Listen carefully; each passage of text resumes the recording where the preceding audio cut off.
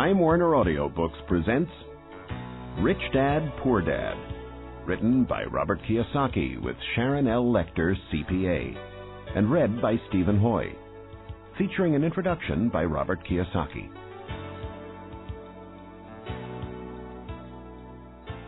I had two fathers, a rich one and a poor one.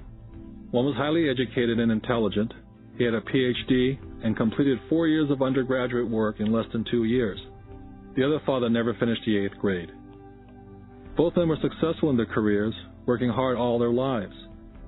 Both earned substantial incomes, yet one struggled financially all his life. The other would become one of the richest men in Hawaii. One died leaving tens of millions of dollars to his family, charities, and his church. The other left bills to be paid. Both men were strong, charismatic, and influential. Both men offered me advice, but they did not advise the same things. Both men believed strongly in education, but did not recommend the same course of study. If I had had only one dad, I would have had to accept or reject his advice. Having two dads advising me offered me the choice of contrasting points of view, one of a rich man and one of a poor man. Instead of simply accepting or rejecting one or the other, I found myself thinking more, comparing, and then choosing for myself. The problem was, the rich man was not rich yet, and the poor man not yet poor. Both were just starting out on their careers, and both were struggling with money and families. But they had very different points of view about the subject of money. For example, one dad would say, "The love of money is the root of all evil." The other, "The lack of money is the root of all evil." As a young boy, having two strong fathers, both influencing me, was difficult. I wanted to be a good son and listen, but the two fathers did not say the same things. The contrast in their points of view, particularly where money was concerned, was so extreme that I grew curious and intrigued. I began to start thinking for long periods of time about what each was saying. Much of my private time was spent reflecting, asking myself questions such as, "Why does he say that?" And then asking the same question of the other dad's statement. It would have been much easier to simply say, "Yeah, he's right, I agree with that," or to simply reject the point of view by saying, "The old man doesn't know what he's talking about." Instead, having two dads whom I love forced me to think and ultimately choose a way of thinking for myself. As a process, choosing to think for myself turned out to be much more valuable in the long run, rather than simply accepting or rejecting a single point of view. One of the reasons the rich get richer, the poor get poorer, and the middle class struggles in debt is because the subject of money is taught at home, not in school. Most of us learn about money from our parents. So what can a poor parent tell their child about money? They simply say, "Stay in school and study hard." The child may graduate with excellent grades, but with a poor person's financial programming and mindset. It was learned while the child was young. Money is not taught in schools. Schools focus on scholastic and professional skills, but not financial skills. This explains how smart bankers, doctors, and accountants who earned excellent grades in school may still struggle financially all their lives. Our staggering national debt is due in large part to highly educated politicians and government officials making financial decisions with little or no training on the subject of money. I often look ahead to the new millennium and wonder what will happen when we have millions of people who will need financial and medical assistance. They will be dependent upon their families or the government for financial support. What will happen when Medicare and Social Security run out of money? How will a nation survive if teaching children about money continues to be left to parents, most of whom will be, or already are, poor? Because I had two influential fathers, I learned from both of them. I had to think about each dad's advice, and in doing so, I gained valuable insight into the power and effect of one's thoughts on one's life. For example, one dad had a habit of saying, "I can't afford it." The other dad forbade those words to be used. He insisted I say, "How can I afford it?" One is a statement, and the other is a question. One lets you off the hook, and the other forces you to think. My soon-to-be-rich dad would explain that by automatically saying the words, "I can't afford it," your brain stops working. By asking the question, "How can I afford it?" your brain is put to work. He did not mean buy everything you wanted. He was fanatical about exercising your mind, the most powerful computer in the world. My brain gets stronger every day because I exercise it. The stronger it gets, the more money I can make. He believed that automatically saying, "I can't afford it," was a sign of mental laziness. Although both dads worked hard, I noticed that one dad had a habit of putting his brain to sleep when it came to money matters, and the other had a habit of exercising his brain. The long-term result was that one dad grew stronger financially and the other grew weaker. It is not much different from a person who goes to the gym to exercise on a regular basis versus someone who sits on the couch watching television. Proper physical exercise increases your chances for health, and proper mental exercise increases your chances for wealth. Laziness decreases both health and wealth. My two dads had opposing attitudes in thought. One dad thought that the rich should pay more in taxes and take care of those less fortunate. The other said, taxes punish those who produce and reward those who don't produce. One dad recommended, study hard so you can find a good company to work for. The other recommended, study hard so you can find a good company to buy. One dad said, the reason I'm not rich is because I have you kids. The other said, the reason I must be rich is because I have you kids. One dad encouraged talking about money and business at the dinner table. The other forbade the subject of money to be discussed over a meal. One said, when it comes to money, play it safe and don't take risks. The other said, learn to manage risk. One believed, our home is our largest investment and our greatest asset. The other believed, my house is a liability, and if your house is your largest investment, you're in trouble. Both dads paid their bills on time, yet one paid his bills first, while the other paid his bills last. Being a product of two strong dads allowed me the luxury of observing the effects different thoughts have on one's life. I noticed that people really do shape their life through their thoughts. For example, my poor dad always said, I'll never be rich, and that prophecy became reality. My rich dad, on the other hand, always referred to himself as rich. He would say things like, I'm a rich man, and rich people don't do this. Even when he was flat broke, after a major financial setback, he continued to refer to himself as a rich man. He would cover himself by saying, there's a difference between being poor and being broke. Broke is temporary, and poor is eternal. My poor dad would also say, I'm not interested in money, or money doesn't matter. My rich dad always said, money is power. The power of our thoughts may never be measured or appreciated, but it became obvious to me as a young boy to be aware of my thoughts and how I expressed myself. I noticed that my poor dad was poor not because of the amount of money he earned, which was significant, but because of his thoughts and his actions. As a young boy, having two fathers, I became acutely aware of being careful which thoughts I chose to adopt as my own. Whom should I listen to, my rich dad or my poor dad? Although both men had tremendous respect for education and learning, they disagreed in what they thought was important to learn. One wanted me to study hard, earn a degree, and get a good job to work for money. He wanted me to study to become a professional, an attorney, or an accountant, or to go to business school for my MBA. The other encouraged me to study to be rich, to understand how money works, and learn how to have it work for me. I don't work for money, were the words he would repeat over and over. Money works for me. At the age of 9, I decided to listen to on the evening paper. Why do you want to get rich, son? Because today Jimmy's mom drove up in their new Cadillac, and they were going to their beach house for the weekend. He took 3 of his friends, but Mike and I weren't invited. They told us we weren't invited because we were poor kids. They did? My dad asked incredulously. Yeah, they did, I replied in a hurt tone. My dad silently shook his head, pushed his glasses up the bridge of his nose, and went back to reading his paper. I stood waiting for an answer. The year was 1956. I was 9 years old. By some twist of fate, I attended the same public school where the rich people sent their kids.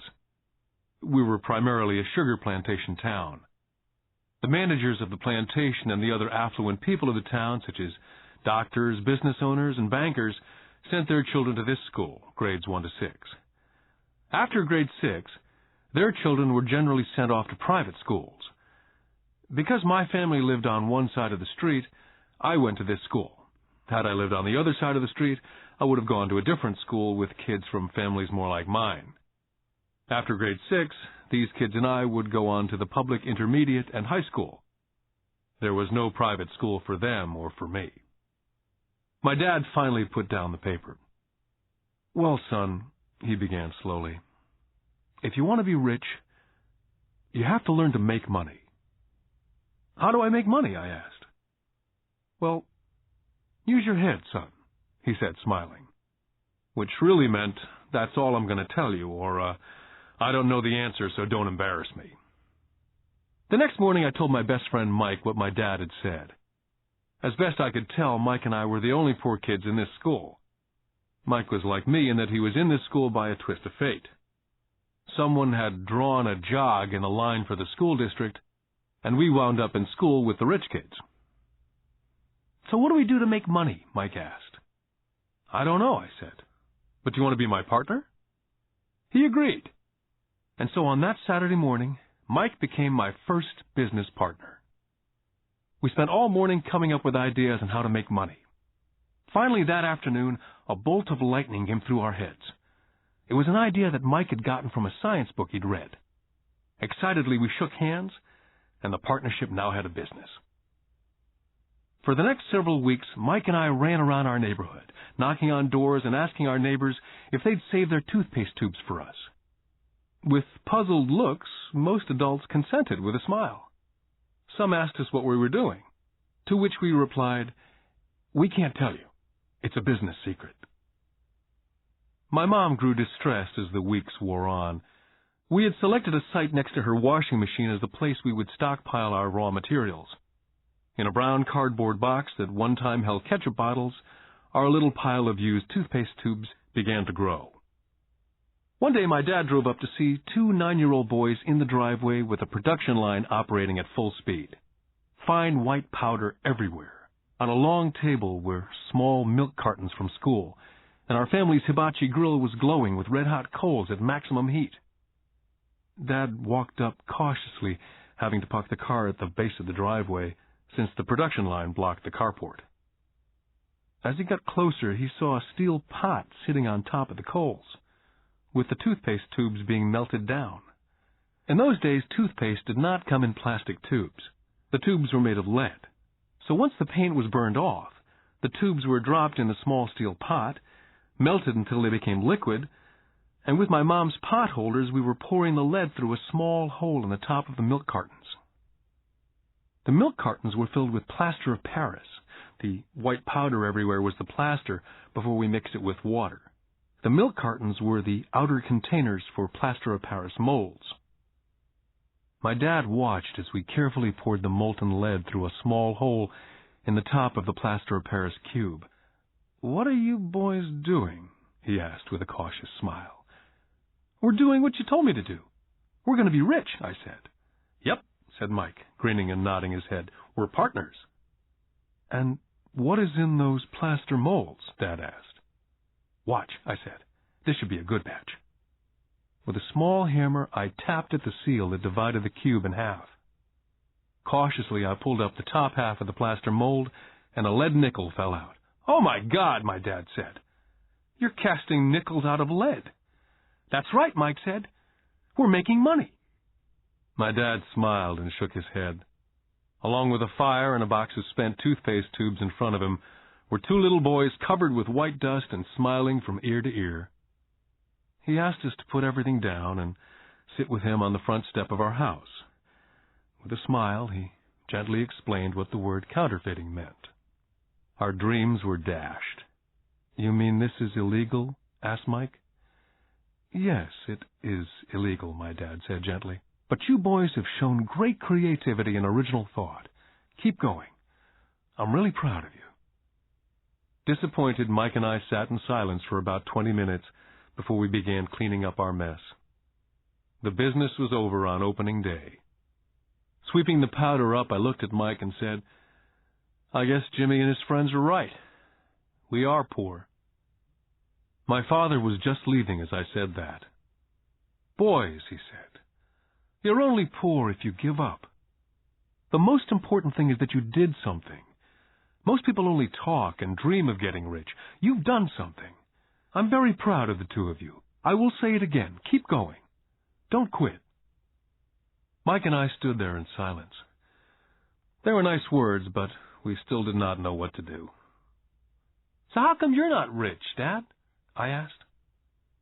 "Because I chose to be a school teacher. School teachers really don't think about being rich. We just like to teach. I wish I could help you, but I really don't know how to make money." Mike and I turned and continued our cleanup. "I know," said my dad. "If you boys want to learn how to be rich, don't ask me. Talk to your dad, Mike." "My dad?" asked Mike with a scrunched-up face. "Yeah, your dad," repeated my dad with a smile. "Your dad and I have the same banker, and he raves about your father. He's told me several times that your father is brilliant when it comes to making money. He seems to be building an empire, and I suspect in a few years he will be a very rich man." With that, Mike and I got excited again. With new vigor, we began cleaning up the mess caused by our now-defunct first business. As we were cleaning, we made plans on how and when to talk to Mike's dad. The problem was that Mike's dad worked long hours and often did not come home until late. His father owned warehouses, a construction company, a chain of stores, and 3 restaurants. It was the restaurants that kept him out late. Mike caught the bus home after we had finished cleaning up. He was going to talk to his dad when he got home that night and ask him if he would teach us how to become rich. Mike promised to call as soon as he talked to his dad, even if it was late. The phone rang at 8:30 p.m. Mike's dad had agreed to meet with Mike and me. At 7:30 Saturday morning, I caught the bus to the poor side of town. Michael and I met with his dad that morning at 8 o'clock. He was already busy and had been at work for more than an hour. His construction supervisor was just leaving in his pickup truck as I walked up to his simple, small, and tidy home. Mike met me at the door. "Dad's on the phone, and he said to wait on the back porch," Mike said as he opened the door.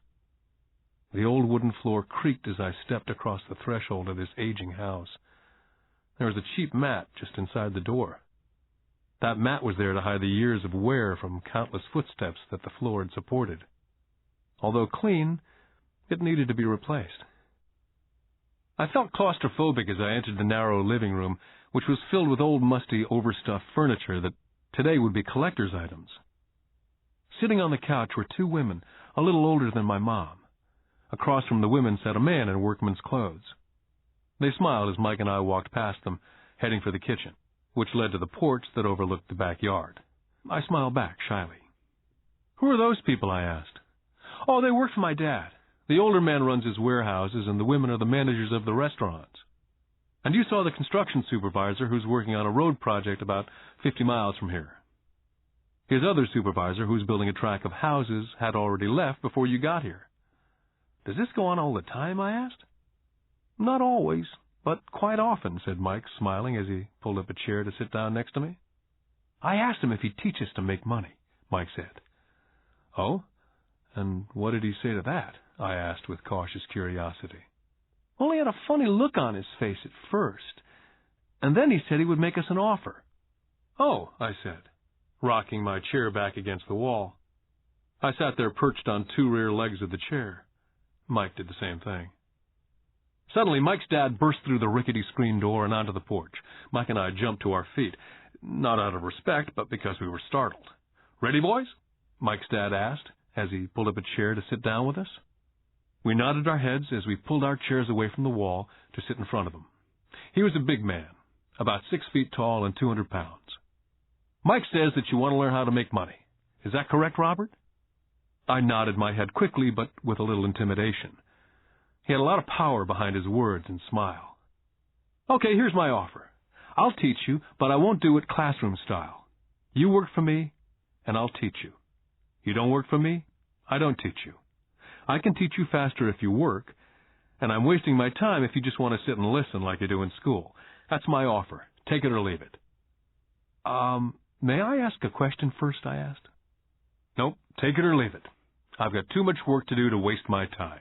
If you can't make up your mind decisively, then you'll never learn to make money anyway. Take it, I said. Take it, said Mike. Good, said Mike's dad. Mrs. Martin will be by in 10 minutes. After I'm through with her, you ride with her to my superette, and you can begin working. I'll pay you 10 cents an hour, and you will work for 3 hours every Saturday. But I have a softball game today, I said. Mike's dad lowered his voice to a stern tone. Take it or leave it, he said. I'll take it, I replied, choosing to work and learn instead of playing softball. By 9 a.m. on a beautiful Saturday morning, Mike and I were working for Mrs. Martin. She was a kind and patient woman. She always said that Mike and I reminded her of her 2 sons who were grown and gone. Although kind, she believed in hard work, and she kept us working. She was a taskmaster. We spent 3 hours taking canned goods off the shelves, and with a feather duster, brushing each can to get the dust off, and then restacking them neatly. It was excruciatingly boring work. For 3 weeks, Mike and I reported to Mrs. Martin and worked our 3 hours. By noon, our work was over, and she dropped 3 little dimes in each of our hands. Now, even at the age of 9 in the mid-50s, 30 cents was not too exciting. Comic books cost 10 cents back then, so I usually spent my money on comic books and went home. By Wednesday of the 4th week, I was ready to quit. I had agreed to work only because I wanted to learn to make money from Mike's dad. And now I was a slave for 10 cents an hour. On top of that, I had not seen Mike's dad since that first Saturday. I'm quitting, I told Mike at lunchtime. The school lunch was miserable. School was boring, and now I didn't even have my Saturdays to look forward to. But it was the 30 cents that really got to me. Mike smiled. Dad said this would happen. He said to meet with him when you were ready to quit. What? I said indignantly. He's been waiting for me to get fed up? Sort of, Mike said. Dad's kind of different. He teaches differently from your dad. Your mom and dad lecture a lot. My dad is quiet and a man of few words. You just wait till this Saturday. I'll tell him you're ready. You mean I've been set up? No, not really, but maybe. Dad will explain on Saturday. I was ready to face him, and I was prepared. Even my real dad was angry with him. My real dad, the one I call the poor one, thought that my rich dad was violating child labor laws and should be investigated. My educated dad told me to demand what I deserve, at least 25 cents an hour. My poor dad told me that if I didn't get a raise, I was to quit immediately. At 8 o'clock Saturday morning, I was going through the same rickety door of Mike's house. Take a seat and wait in line, Mike's dad said as I entered. He turned and disappeared into his little office next to a bedroom. I looked around the room and didn't see Mike anywhere. Feeling awkward, I cautiously sat down next to the same 2 women who were there 4 weeks earlier. They smiled and slid across the couch to make room for me. 45 minutes went by, and I was steaming. The 2 women had met with him and left 30 minutes earlier. An older gentleman was in there for 20 minutes and was also gone. The house was empty, and I sat out in his musty, dark living room on a beautiful, sunny Hawaiian day, waiting to talk to a cheapskate who exploited children. I could hear him rustling around in the office, talking on the phone and ignoring me. I was now ready to walk out, but for some reason I stayed. Finally, 15 minutes later, at exactly 9 o'clock, Rich Dad walked out of his office, said nothing, and signaled with his hand for me to enter his dingy office. I understand you want a raise or you're going to quit, Rich Dad said as he swiveled in his office chair. Well, you're not keeping your end of the bargain, I blurted out, nearly in tears. It was really frightening for a 9-year-old boy to confront a grown-up. You said that you'd teach me if I worked for you. Well, I've worked for you. I've worked hard. I've given up my baseball games to work for you, and you don't keep your word. You haven't taught me anything. You're a crook like everyone in town thinks you are. You're greedy. You want all the money and don't take care of your employees. You make me wait and don't show me any respect. I'm only a little boy, and I deserve to be treated better.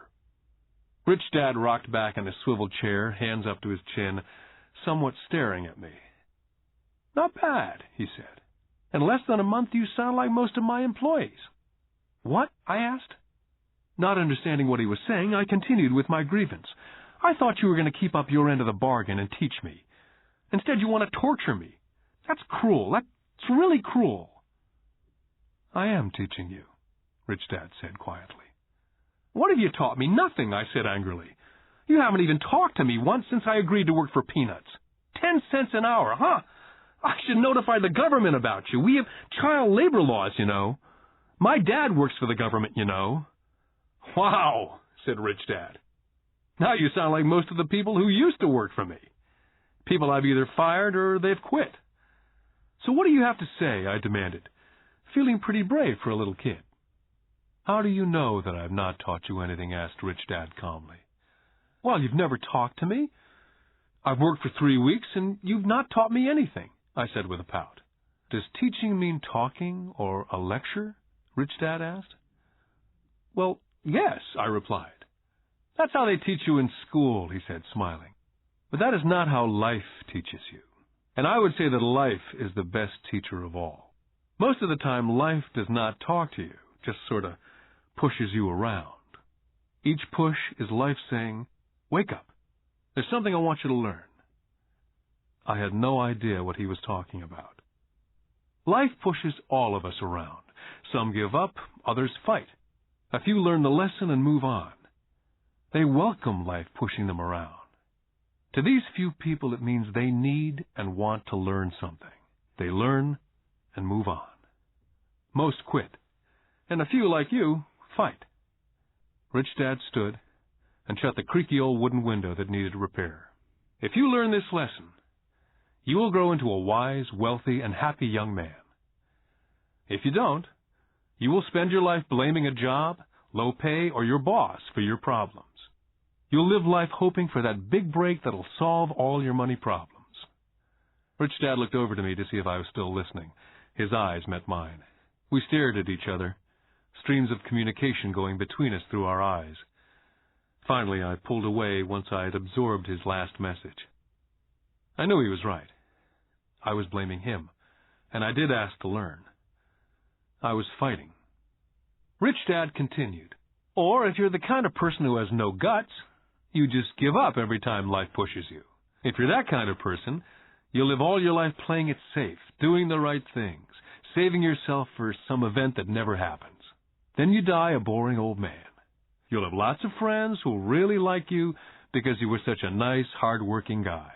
You spent a life playing it safe, doing the right things. But the truth is, you let life push you into submission. Deep down, you were terrified of taking risks. You really wanted to win, but the fear of losing was greater than the excitement of winning. Deep inside, you and only you will know that you didn't go for it. You chose to play it safe." Our eyes met again. For 10 seconds, we looked at each other, only pulling away once the message was received. "You've been pushing me around?" I asked. "Some people might say that," smiled Rich Dad. "I would say that I just gave you a taste of life." "What taste of life?" I asked, still angry, but now curious. "You boys are the first people that have ever asked me to teach them how to make money. I have more than 150 employees, and not one of them has asked me what I know about money. They ask me for a job and a paycheck, but never to teach them about money. So most will spend the best years of their lives working for money, not really understanding what it is they're working for." I sat there listening intently.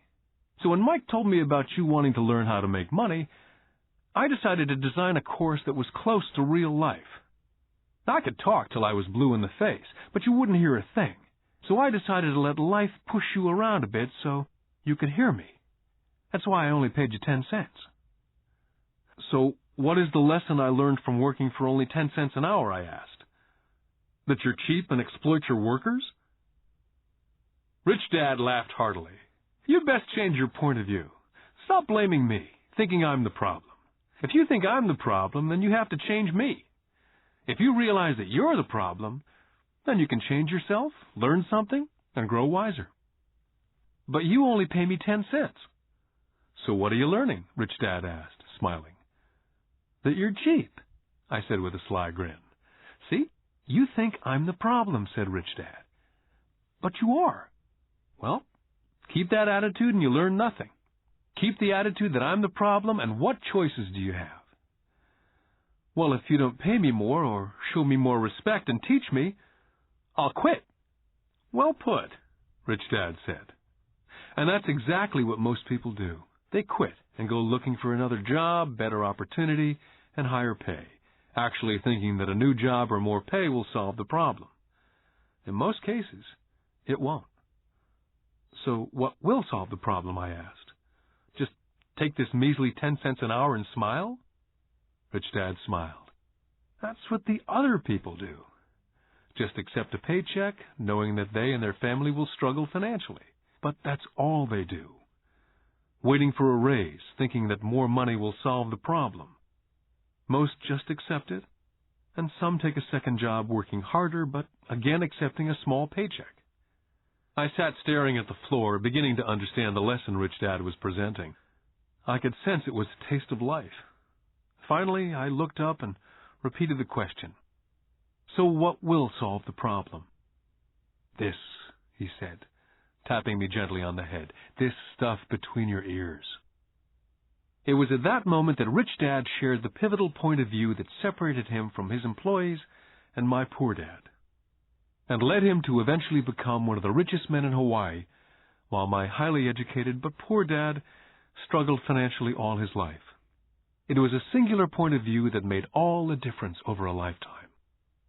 Rich Dad said over and over this point of view, which I call lesson number 1. The rich don't work for money.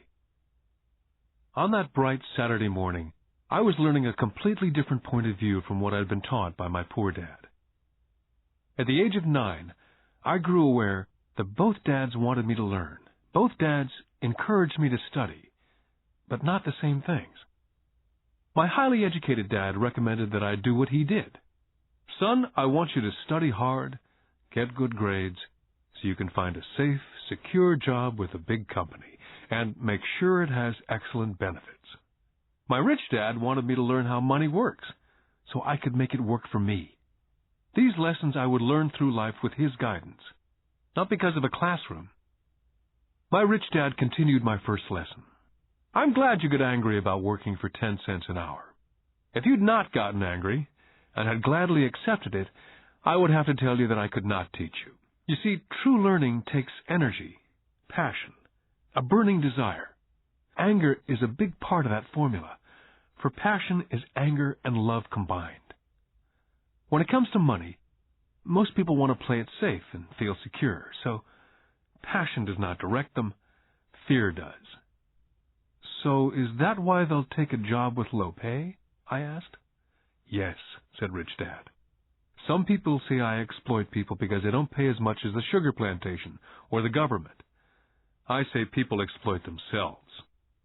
It's their fear, not mine." "But don't you feel you should pay them more?" I asked. "I don't have to. And besides, more money will not solve the problem. Just look at your dad. He makes a lot of money and he still can't pay his bills. Most people, given more money, only get into more debt." "So that's why the 10 cents an hour," I said, smiling. "It's a part of the lesson." "That's right," smiled Rich Dad. "You see, your dad went to school and got an excellent education so he could get a high-paying job, which he did. But he still has money problems because he never learned anything about money at school.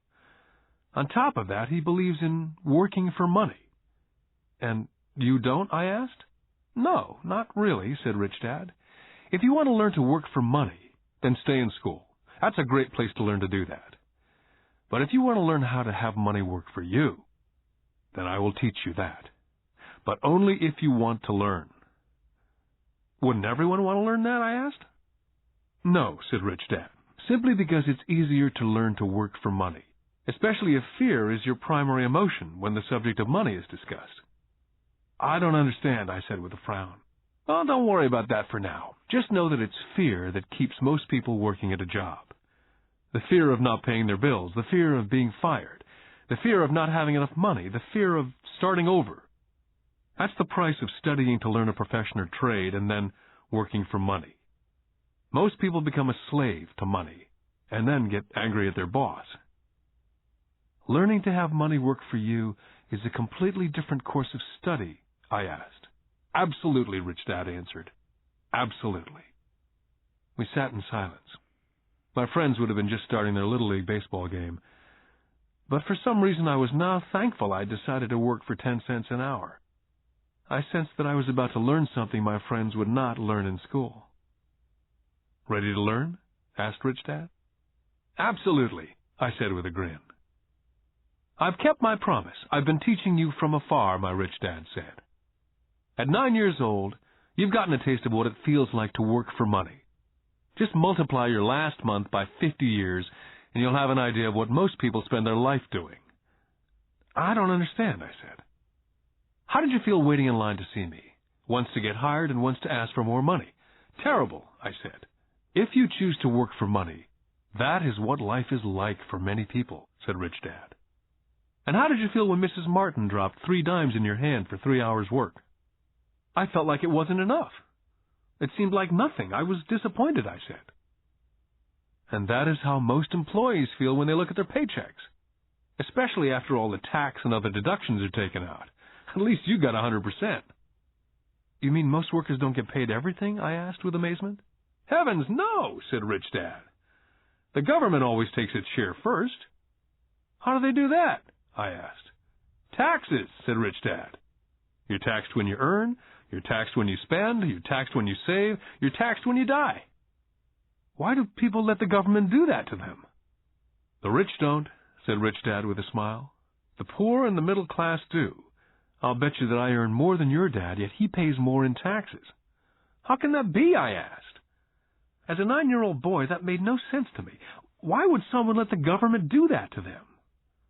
Rich Dad sat there in silence. I guess he wanted me to listen instead of jabber away at the mouth. Finally, I calmed down. I did not like what I had heard. I knew my dad complained constantly about paying so much in taxes, but really did nothing about it. Was that life pushing him around? Rich Dad rocked slowly and silently in his chair, just looking at me. Ready to learn? He asked. I nodded my head slowly. Learning how to have money work for you is a lifetime study. Most people go to college for 4 years and their education ends. I already know that my study of money will continue over a lifetime simply because the more I find out, the more I find out I need to know. Most people never study the subject. They go to work, get their paycheck, balance their checkbooks, and that's it. On top of that, they wonder why they have money problems. Then they think that more money will solve the problem. Few realize that it's their lack of financial education that is the problem. So, my dad has tax problems because he doesn't understand money? I asked, confused. Look, said Rich Dad, taxes are just one small section on learning how to have money work for you. Today, I just wanted to find out if you still have the passion to learn about money. Most people don't. They want to go to school, learn a profession, have fun at their work, and earn lots of money. One day they wake up with big money problems, and then they can't stop working. That's the price of only knowing how to work for money, instead of studying how to have money work for you. So, do you still have the passion to learn? Asked Rich Dad. I nodded my head. Good, said Rich Dad. Now get back to work. This time I will pay you nothing. What? I asked in amazement. You heard me. Nothing. You'll work the same 3 hours every Saturday, but this time you will not be paid 10 cents an hour. You said you wanted to learn to not work for money, so I'm not going to pay you anything. I couldn't believe what I was hearing. I've already had this conversation with Mike. He's already working, dusting, and stacking canned goods for free. You better hurry up and get back there. I stood there, still not believing what a raw deal I'd been handed. Here I came to ask for a raise, and now I was being told to keep working for nothing. Rich Dad tapped me on the head and said, "Use this. Now get out of here." I didn't tell my poor dad I wasn't being paid. He would not have understood, and I did not want to try to explain something that I did not yet understand myself. For 3 more weeks, Mike and I worked for 3 hours every Saturday for nothing. The work didn't bother me, and the routine got easier. It was the missed baseball games and not being able to afford to buy a few comic books that got to me.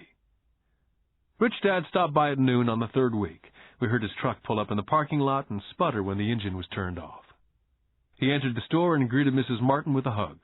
After finding out how things were going in the store, he reached into the ice cream freezer, pulled out 2 bars, paid for them, and signaled to Mike and me, "Let's go for a walk, boys." We crossed the street, dodging a few cars, and walked across a large grassy field where a few adults were playing softball. Sitting down at a remote picnic table, he handed Mike and me the ice cream bars. "How's it going, boys?" "Okay," Mike said. I nodded in agreement. "Learn anything yet?" Rich Dad asked. Mike and I looked at each other, shrugged our shoulders, and shook our heads in unison. "Well, you boys had better start thinking. You're staring at one of life's biggest lessons. If you learn the lesson, you'll enjoy a life of great freedom and security. If you don't learn the lesson, you'll wind up like Mrs. Martin and most of the people playing softball in this park. They work very hard for a little money, clinging to the illusion of job security, looking forward to a 3-week vacation each year and a skimpy pension after 45 years of work. Now, if that excites you, I'll give you a raise to 25 cents an hour." "But these are good, hard-working people. Are you making fun of them?" I demanded. A smile came over Rich Dad's face. "Mrs. Martin's like a mother to me, and I would never be that cruel. I may sound cruel because I'm doing my best to point something out to the 2 of you. I want to expand your point of view so you can see something most people never have the benefit of seeing because their vision is too narrow. Most people never see the trap they're in." Mike and I sat there uncertain of his message. He sounded cruel, yet we could sense he was desperately wanting us to know something. With a smile, Rich Dad said, "Doesn't that 25 cents an hour sound good? Doesn't that make your heart beat a little faster?" I shook my head no, but it really did. 25 cents an hour would be big bucks to me. "Okay, I'll pay you $1 an hour," Rich Dad said with a sly grin. Now my heart was beginning to race. My brain was screaming, "Take it, take it." I could not believe what I was hearing. Still, I said nothing. "Okay, $2 an hour." My little 9-year-old brain and heart nearly exploded. After all, it was 1956, and being paid $2 an hour would have made me the richest kid in the world. I couldn't imagine earning that kind of money. I wanted to say yes, but somehow my mouth stayed silent. Maybe my brain had overheated and blown a fuse, but deep down I badly wanted that $2 an hour. The ice cream had melted and was running down my hand. Rich Dad was looking at 2 boys staring back at him, eyes wide open and brains empty. He knew that he was testing us, and he knew there was part of our emotions that wanted to take the deal. "Okay," he said, $5 an hour. Suddenly there was a silence from inside me. Something had changed. The offer was too big and had gotten ridiculous. Not too many grown-ups in 1956 made more than $5 an hour. The temptation disappeared and a calm set in. Slowly I turned to my left to look at Mike. He looked back at me. The part of my soul that was weak and needy was silenced. The part of me that had no price took over. There was a calm and a certainty about money that entered my brain and my soul. I knew Mike had gotten to that point also. "Good," Rich Dad said softly. "Most people have a price. And they have a price because of human emotions named fear and greed. First, the fear of being without money motivates us to work hard. And then once we get that paycheck, greed or desire starts us thinking about all the wonderful things money can buy. The pattern is then set." "What pattern?" I asked. "The pattern of get up, go to work, pay bills, get up, go to work, pay bills. Their lives are then run forever by 2 emotions, fear and greed. Offer them more money, and they continue the cycle by also increasing their spending. This is what I call the rat race." "There is another way?" Mike asked. "Yes," said Rich Dad slowly, "but only a few people find it." And what is that way? Mike asked. That's what I hope you boys will find out as you work and study with me. That is why I took away all forms of pay. Any hints? Mike asked. We're kind of tired of working hard, especially for nothing. Well, the first step is telling the truth, said Rich Dad. We haven't been lying, I said. I did not say you were lying. I said to tell the truth, Rich Dad came back. The truth about what? I asked. How you're feeling, Rich Dad said. You don't have to say it to anyone else, just yourself. You mean the people in this park, the people who work for you, Mrs. Martin, they don't do that? I asked. I doubt it, Rich Dad said. Instead, they feel the fear of not having money. Instead of confronting the fear, they react instead of think. They react emotionally instead of using their heads, Rich Dad said, tapping us on our heads. Then they get a few bucks in their hands, and again the emotion of joy and desire and greed take over. And again they react instead of think. So their emotions do their thinking, Mike said. That's correct, said Rich Dad. Money is running their lives, and they refuse to tell the truth about that. Money is in control of their emotions, and hence their souls. Rich Dad sat quietly, letting his words sink in. Realizing we had absorbed as much as possible of what he was talking about, Rich Dad said, I want you boys to avoid that trap. That is really what I want to teach you. Not just to be rich, because being rich does not solve the problem. It doesn't, I asked, surprised. No, it doesn't. Let me finish with the other emotion, which is desire. Some call it greed, but I prefer desire. It's perfectly normal to desire something better, prettier, more fun or exciting. So people also work for money because of desire. They desire money for the joy they think it can buy. But the joy that money brings is often short-lived, and they soon need more money for more joy, more pleasure, more comfort, more security. So they keep working, thinking money will soothe their souls that are troubled by fear and desire. But money cannot do that. Even for rich people, Mike asked. Rich people included, said Rich Dad. In fact, the reason many rich people are rich is not because of desire, but because of fear. They actually think that money can eliminate that fear of not having money, of being poor.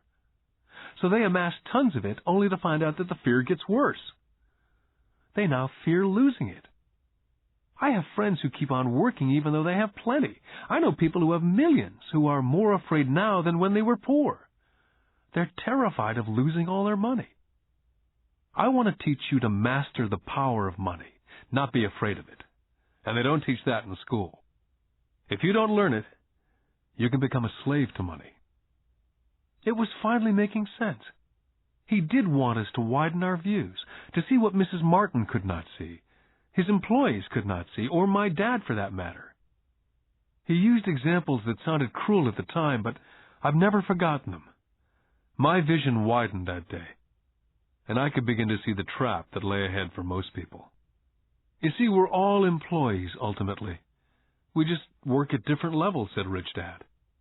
I just want you boys to have a chance to avoid the trap. The trap caused by those two emotions, fear and desire. Use them in your favor, not against you. That's what I want to teach you. I'm not interested in just teaching you to make a pile of money. That won't handle the fear or desire. If you don't first handle fear and desire and you get rich, you'll only be a high-paid slave. So how do we avoid the trap? I asked. The main cause of poverty or financial struggle is fear and ignorance, not the economy or the government or the rich. It's self-inflicted fear and ignorance that keeps people trapped. So you boys go to school and get your college degrees. I'll teach you how to stay out of the trap. The pieces of the puzzle were appearing. My highly educated dad had a great education and a great career, but school never told him how to handle money or his fears. It became clear that I could learn different and important things from two fathers.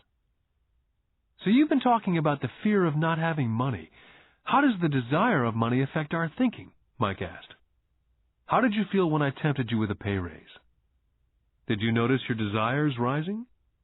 We nodded our heads. By not giving in to your emotions, you were able to delay your reactions and think. That's most important. We will always have emotions of fear and greed. From here on in, it's most important for you to use those emotions to your advantage and for the long term, and not simply let your emotions run you by controlling your thinking. Most people use fear and greed against themselves. That's the start of ignorance. Most people live their lives chasing paychecks, pay raises, and job security because of the emotions of desire and fear, not really questioning where those emotion-driven thoughts are leading them. It's just like the picture of a donkey dragging a cart with its owner dangling a carrot just in front of the donkey's nose. The donkey's owner may be going where he wants to go, but the donkey is chasing an illusion. Tomorrow there will only be another carrot for the donkey. You mean the moment I began to picture a new baseball glove, candy, or toys that's like a carrot to a donkey, Mike asked? Yeah.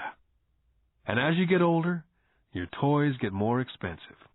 New car, boat, and a big house to impress your friends, said Rich Dad with a smile. Fear pushes you out the door, and desire calls to you, enticing you toward the rocks. That's the trap. So what's the answer? Mike asked. What intensifies fear and desire is ignorance. That's why rich people with lots of money often have more fear the richer they get.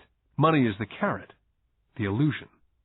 Rich Dad went on to explain that a human's life is a struggle between ignorance and illumination. He explained that once a person stops searching for information and knowledge of oneself, ignorance sets in. That struggle is a moment-to-moment decision to learn to open or close one's mind. Look, school is very, very important. You go to school to learn a skill or a profession so as to be a contributing member of society. Every culture needs teachers, doctors, mechanics, artists, cooks, business people, police officers, firefighters, soldiers. Schools train them so our culture can thrive and flourish, said Rich Dad. Unfortunately for many people, school is the end, not the beginning. What does ignorance have to do with greed and fear, I asked. Because it's ignorance about money that causes so much greed and so much fear, said Rich Dad. Let me give you some examples. A doctor wanting more money to better provide for his family raises his fees. By raising his fees, it makes health care more expensive for everyone. Now, it hurts the poor people the most, so poor people have worse health than those with money. Because the doctors raise their rates, the attorneys raise their rates. Because the attorneys' rates have gone up, school teachers want a raise, which raises our taxes, and on and on and on. Soon there will be such a horrifying gap between the rich and the poor that chaos will break out, and another great civilization will collapse. Great civilizations collapsed when the gap between the haves and the have-nots was too great. America is on the same course, proving once again that history repeats itself, because we do not learn from history. We only memorize historical dates and names, not the lesson. Aren't prices supposed to go up, I asked. Not in an educated society with a well-run government. Prices should actually come down. Of course, that's often only true in theory. Prices go up because of greed and fear caused by ignorance. If schools taught people about money, there would be more money and lower prices. But schools only focus on teaching people to work for money, not how to harness money's power. But don't we have business schools, Mike asked? Aren't you encouraging me to go to business school for my master's degree? Yes, said Rich Dad. But all too often business schools train employees who are sophisticated bean counters. Heaven forbid a bean counter takes over a business. All they do is look at the numbers, fire people, and kill the business. I know because I hire bean counters. All they think about is cutting costs and raising prices, which causes more problems. Bean counting is important. I wish more people knew it, but it too is not the whole picture, added Rich Dad angrily. So is there an answer? Asked Mike. Yes, said Rich Dad.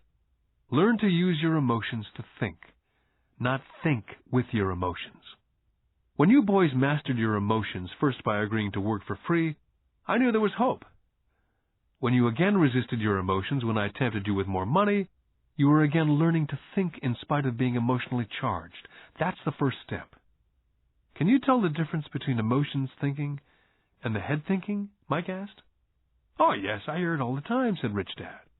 I hear things like, well, everyone has to work, or "The rich are crooks," or "I'll get another job. I deserve this raise. You can't push me around," or "I like this job because it's secure." Instead of, "Is there something I'm missing here?" which breaks the emotional thought and gives you time to think clearly. I must admit it was a great lesson to be getting, to know when someone was speaking out of emotions or out of clear thought. It was a lesson that served me well for life, especially when I was the one speaking out of reaction and not from clear thought. As we headed back to the store, Rich Dad explained that the rich really did make money. They did not work for it. He went on to explain that when Mike and I were casting 5-cent pieces out of lead, thinking we were making money, we were very close to thinking the way rich people think. The problem was that it was illegal for us to do it. Rich Dad went on to explain that the rich know that money is an illusion, truly like the carrot for the donkey. It's only out of fear and greed that the illusion of money is held together by billions of people thinking that money is real. Money is really made up. It was only because of the illusion of confidence and the ignorance of the masses that the house of cards stood standing. In fact, he said, in many ways the donkey's carrot was more valuable than money. As he climbed into his pickup truck outside of his little convenience store, he said, "Keep working, boys. But the sooner you forget about needing a paycheck, the easier your adult life will be. Keep using your brain. Work for free. And soon your mind will show you ways of making money far beyond what I could ever pay you. You'll begin to see opportunities right in front of you that in the past would have gone unnoticed." Mike and I picked up our things from the store and waved goodbye to Mrs. Martin. We went back to the park, to the same picnic bench, and spent several more hours thinking and talking. We spent the next week at school thinking and talking. For 2 more weeks, we kept thinking and talking and working for free. At the end of the second Saturday, I was again saying goodbye to Mrs. Martin and looking at the comic book stand with a longing gaze. The hard thing about not even getting 30 cents every Saturday was that I didn't have any money to buy comic books. Suddenly, as Mrs. Martin was saying goodbye to Mike and me, I saw something she was doing that I'd never seen her do before. I mean, I'd seen her do it, but I never took notice of it.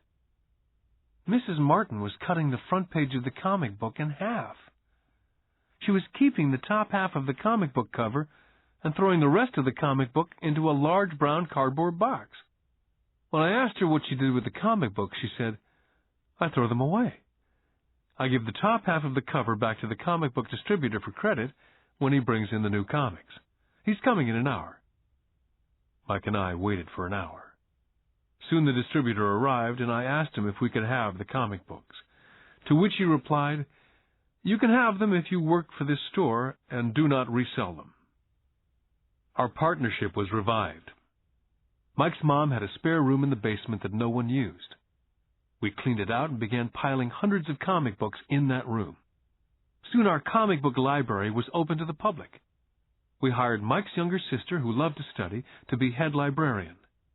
She charged each child 10 cents admission to the library, which was open from 2:30 to 4:30 p.m. every day after school. The customers, the children of the neighborhood, could read as many comics as they could in 2 hours.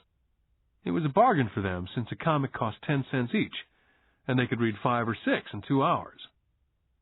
Mike's sister would check the kids as they left to make sure they weren't borrowing any comic books. She also kept the books, logging in how many kids showed up each day, who they were, and any comments they might have. Mike and I averaged $9.50 per week over a 3-month period. We paid his sister $1 a week and allowed her to read the comics for free, which she rarely did since she was always studying. Mike and I kept our agreement by working in the store every Saturday and collecting all the comic books from the different stores. We kept our agreement to the distributor by not selling any comic books. We burned them once they got too tattered. We tried opening a branch office, but we could never quite find someone as dedicated as Mike's sister we could trust. At an early age, we found out how hard it was to find good staff. 3 months after the library first opened, a fight broke out in the room. Some bullies from another neighborhood pushed their way in and started it. Mike's dad suggested we shut down the business. So our comic book business was shut down, and we stopped working on Saturdays at the convenience store. Anyway, Rich Dad was excited because he had new things he wanted to teach us. He was happy because we'd learned our first lesson so well. We'd learned to have money work for us. By not getting paid for our work at the store, we were forced to use our imaginations to identify an opportunity to make money. By starting our own business, the comic book library, we were in control of our own finances, not dependent on an employer.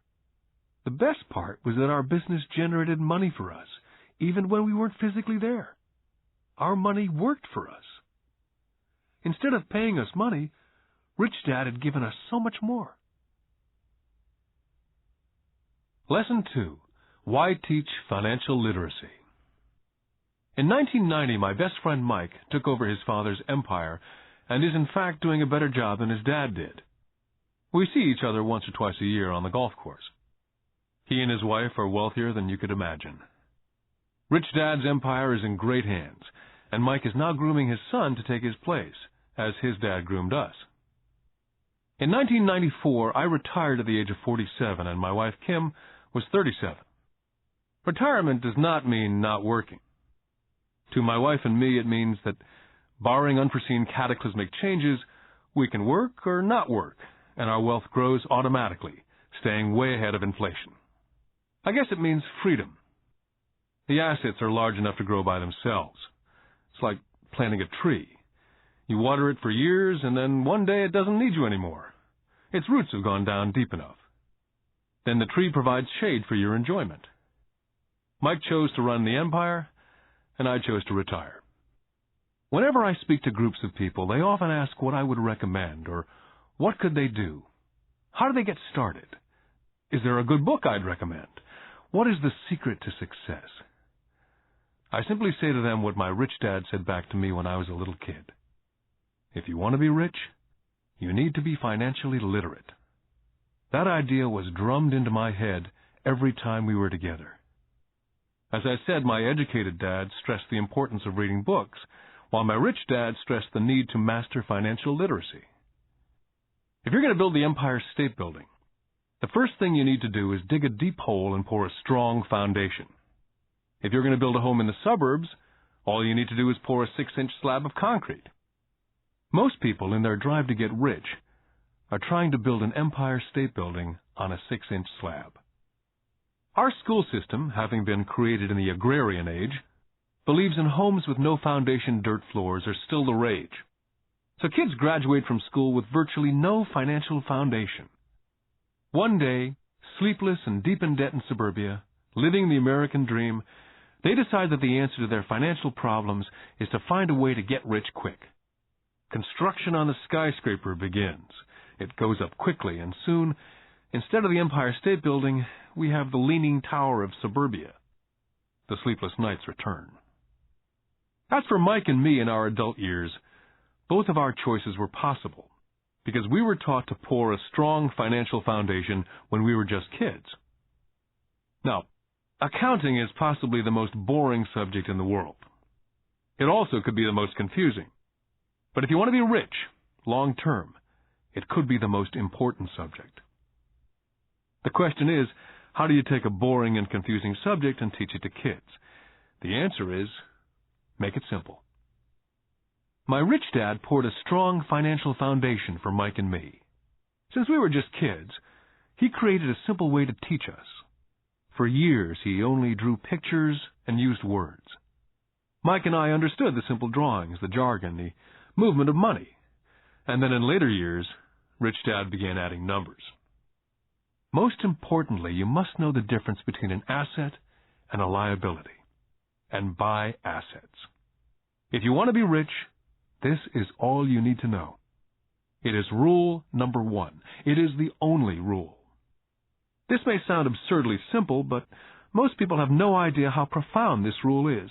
Most people struggle financially because they do not know the difference between an asset and a liability.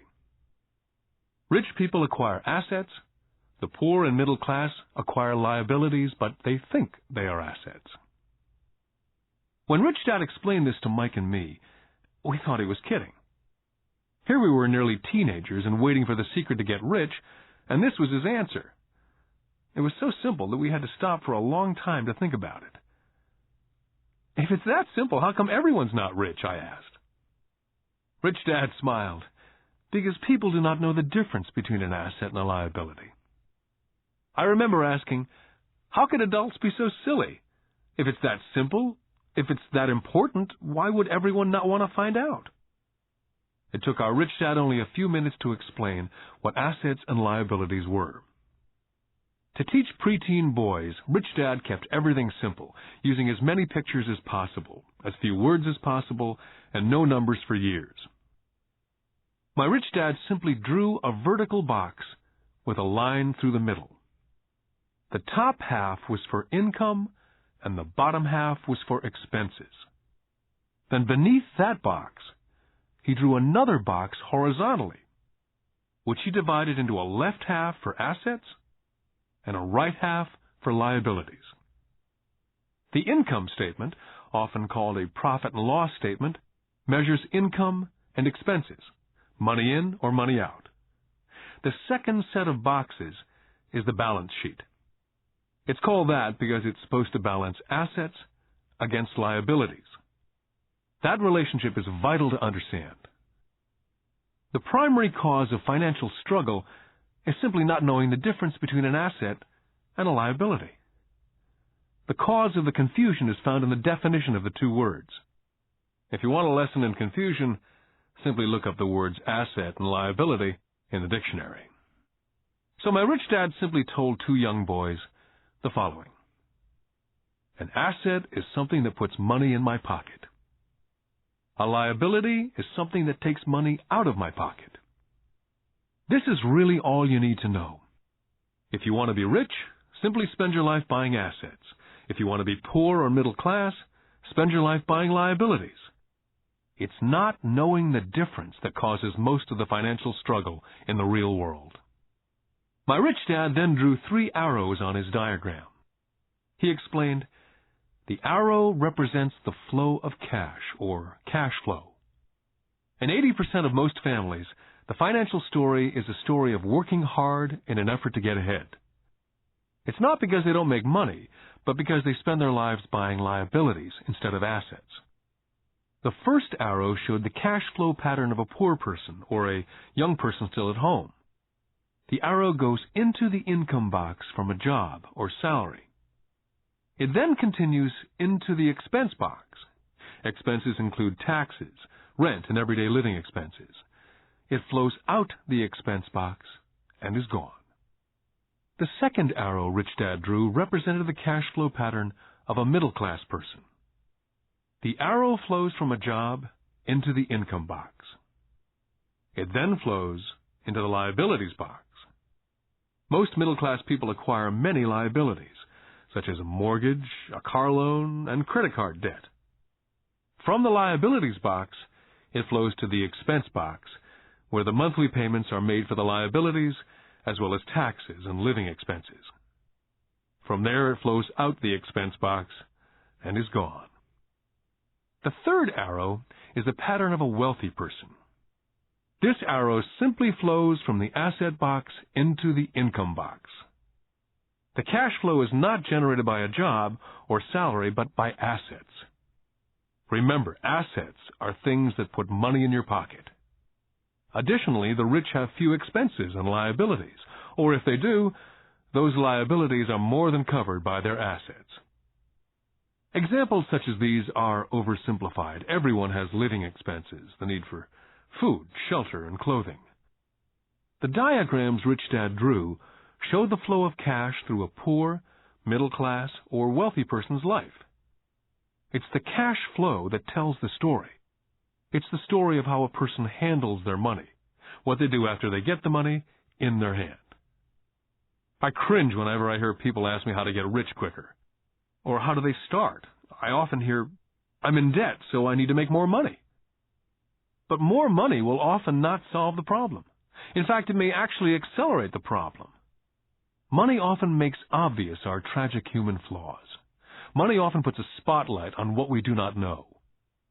That's why, all too often, a person who comes into a sudden windfall of cash, let's say an inheritance, a pay raise, or lottery winnings, soon returns to the same financial mess, if not worse than the mess they were in before they received the money. Money only accentuates the cash flow pattern running in your head. If your pattern is to spend everything you get, most likely an increase in cash will just result in an increase in spending. Thus the saying, a fool and his money is one big party.